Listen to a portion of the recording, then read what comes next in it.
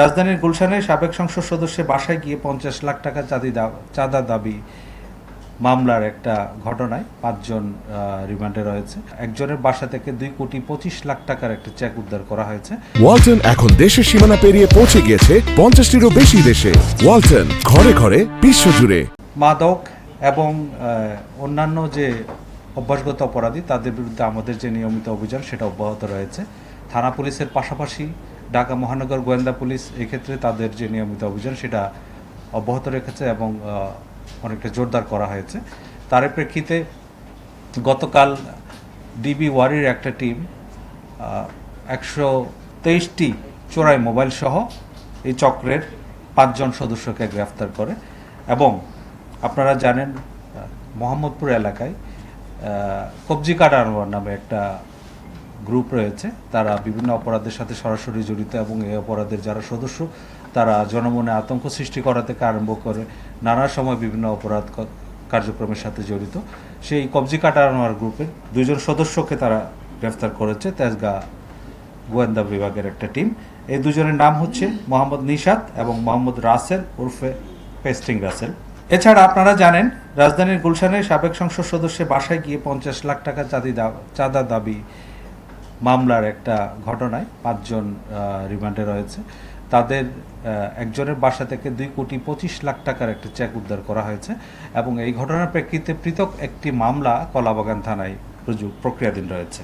গত ৬ মাসে আপনারা যে আমাদের যে অপরাধ সূচক সেগুলো যদি আমরা পর্যালোচনা করি, জানুয়ারি ২০২৫ থেকে জুন ২০২৫ পর্যন্ত এই সময়ে ঢাকা মহানগরের ৫০টা থানায় ৩৩টি ডাকাতি, ২৪৮টি ছিনতাই, ১২১টি খুন এবং ১,০৬৮টি চুরির মামলা রেকর্ড করা হয়।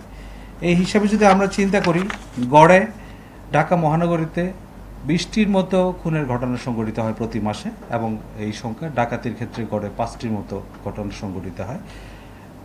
গত ৬ মাসের যে অপরাধ সূচক সেটা বিশ্লেষণ করলে আমরা দেখতে পাই এই সময়ে গড়ে ৪৬টির মতো ছিনতাই মামলা রেকর্ড করা হয়েছে।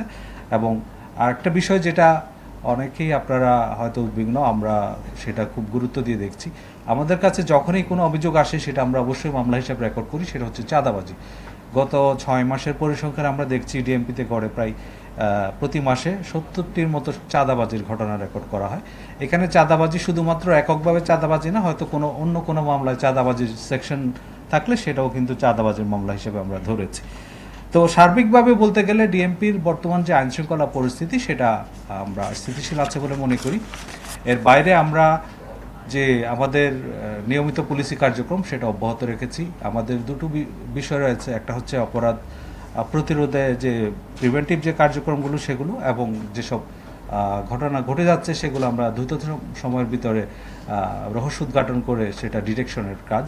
আপনারা জেনে আনন্দিত হবেন সাম্প্রতিক সময়ে যেসব চাঞ্চল্যকর ঘটনা ঘটেছে বেশিরভাগ ক্ষেত্রেই আমরা সেগুলো রহস্য উদ্ঘাটন করতে সক্ষম হয়েছি এবং যারা এইসব ঘটনার সাথে জড়িত ছিল তাদেরকে আইনের আওতায় নিয়ে আসতে সক্ষম হয়েছে।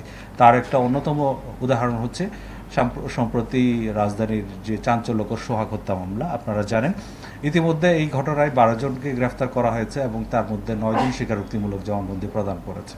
এই ক্ষেত্রে এজাহার নামীয় এবং এজাহার বহির্ভূত গুরুত্বপূর্ণ আসামি যারা রয়েছে তাদেরকে আমরা গ্রেফতার করেছি এবং আর যারা পলাতক রয়েছে তাদেরকেও গ্রেফতার প্রক্রিয়াধীন রয়েছে।